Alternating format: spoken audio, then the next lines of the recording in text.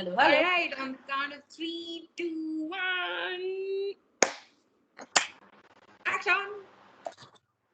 Hello, Mad Hearters, and welcome to our 14th episode. Yes, you heard it right. We have done 14 episodes back to backs and back to backs. And we just found out yesterday that our lockdown has been extended. So here we go again. Sabika, here we go again. Here we go again. Here we go again. That is basically the theme of our episode 2. Obviously, with this news of lockdown, there comes a lot of anxiety as to how are we going to maintain ourselves personally. A lot of things that were accessible to us before the lockdown is obviously not accessible. So we hope that with this episode, Sabika and Priya will be able to inspire you with some ideas on personal, I don't know, hygiene, maintenance, beauty, Non-grooming. non-grooming. Done now. Okay, Sabika, who should start? Use that. Okay, so here's my story. In last year, I was in Berlin, and Berlin is very well known for its cultural scene, particularly the alternate cultural scene. And I was also getting heavily influenced by it. So exactly 1 year ago, in the month of March, I put up a Instagram picture with me in a bralette and my armpit hair freely showing. And it's not those little tiny under hair. It was full-fledged growth. Yes, you could have even braided it. It was that long. No. But it was long. I mean, Exaggeration. okay, fine. I'll link the picture. We don't know how to do that yet, but yes, dear subscribers, we shall link the picture. And Sabika, honestly, with that act, I felt that I shed shame.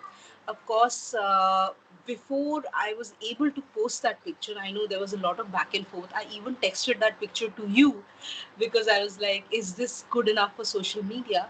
And that was precisely the point. I wanted to break some anxiety on social media. I wanted to bring out that it's okay not to be the best, most groomed self. And I basically wanted to shed shame. That's another story that 1 week later, when I was with that underarm hair growth, meeting some official delegates, and after our work, meeting them in sauna, I felt I was bringing a lot of filth and dirt to the sauna because I was not clean shaven. So it just reminded me of my own hypocrisy where I'm able to do something on social media but not really bring that to my life. I mean, obviously, I did go fully, unwaxed, but I felt like I owed people an explanation that this is something I'm doing as an experiment. And I also realized that I've never really let my body hair grow ever since I've hit puberty. I think that's what I wrote in the post also, that we women are so particular about these things that, I mean, I hit puberty long back, and I've been militant with myself. What about you?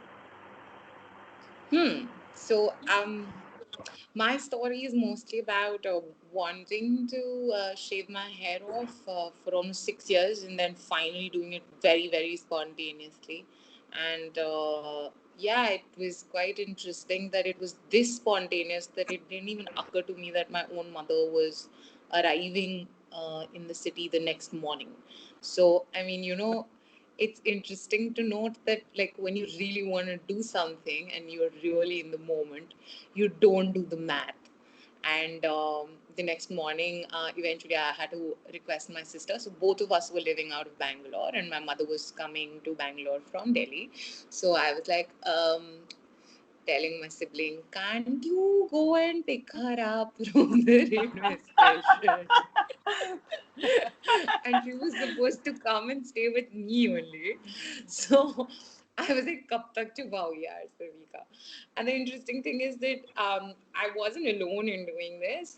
Actually, if I didn't have this friend with me constantly sort of saying all the right things like, something as basic as ensuring that I feel like this is just another haircut and it's not like a drastic sort of move, like a lifestyle change or something. Like, I mean, because it's so sad that when it comes to women getting rid of their hair in our country, it is considered a lifestyle change. It's not considered just another haircut or, like just the act of getting rid of hair.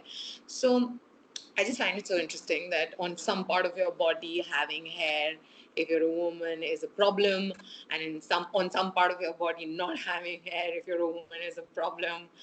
So, but yeah, it was quite amusing that there came a point when I forgot about it. Like I wouldn't, like I mean, just like right now, only because we're probably on the Skype call is why you're able to see yourself. But otherwise, normally through your day, you're not aware of how you're holding your hair on your head, right? It's actually someone else's problem after a point. Like, it's only in teenage that we go and check ourselves in the mirror so much. Otherwise, in adulthood, your hair is someone else's problem, not yours. And this is so Savita, interesting because if you'd allow me, I think you've said so many things in which I just want to like recap for our viewers. One, you said how you wear your hair, whether it's on your head or your body, is someone else's problem. Oh my God, that is true. Is how they are perceiving you is not your problem. Only because we are in this video medium where we are able to see each other, that we even see how we are wearing our hair in this lockdown and how we want to wear it. And the second thing, which is also kind of hilarious, which you said, you don't do the math when you're in the moment. That's exactly what happened to me when I posted that Instagram post. I did not do the math that 1 week later, the same people who are liking my post, I'm going to see them in the sauna, and they might not like the sight of a brown woman, so hairy.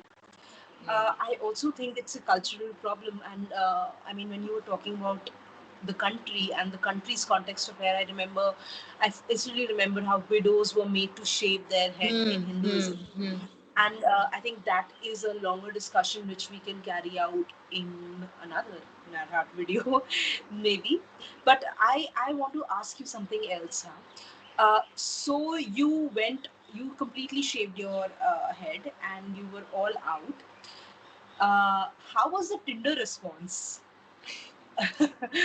I think without going into the Tinder response, I would just say that people make it a lot about the response. I think it's more about how you really feeling before you get it shaved, because you need to be feeling beautiful in and out and absolutely confident and right up there in your, like, in your estimation of yourself to be able to do it. And what I kind of realized was, like I said, after a point I didn't even remember it. So like, it was usually men when they were with me who would notice that people on the street are looking at me, and they would remind me of the fact that sorry for that. And they would remind me of the fact that, like, a lot of attention is coming my way. And I had to kind of at some point say it to one of these people, because I was kind of irritated because this was happening again and again, that यार एक बात बता, मैं road cross करने पे focus करूं, जान बचाने पे फोकस करूं, या ये देखूं कि कौन कौन देख रहा है. And I think, I mean, I'll translate that. Let me I'll translate translate this that. with some. Yeah, Uh, please. should I focus on fucking crossing the road, or should I focus on who's looking at me? Wow. And I think for mad hatters out there who are feeling the full stress of body hair or not being able to groom themselves, I think that is the best piece of advice you can have from anyone.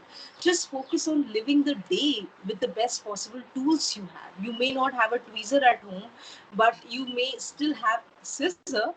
Or if you're a man and you've always wanted to sport that intellectual look, maybe now is the time. And men also feel the same pressure. Men also feel the same pressure of facial hair, how much to keep, how much to shave.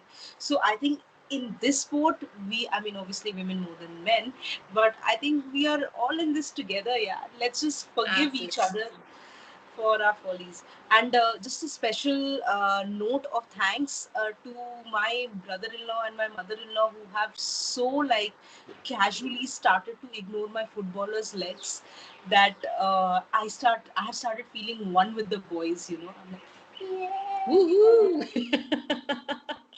All right, I think it's about time we offer some love. So, some freshly baked love coming your way on three, two, one. Mm. Yes, love you. yes, love you.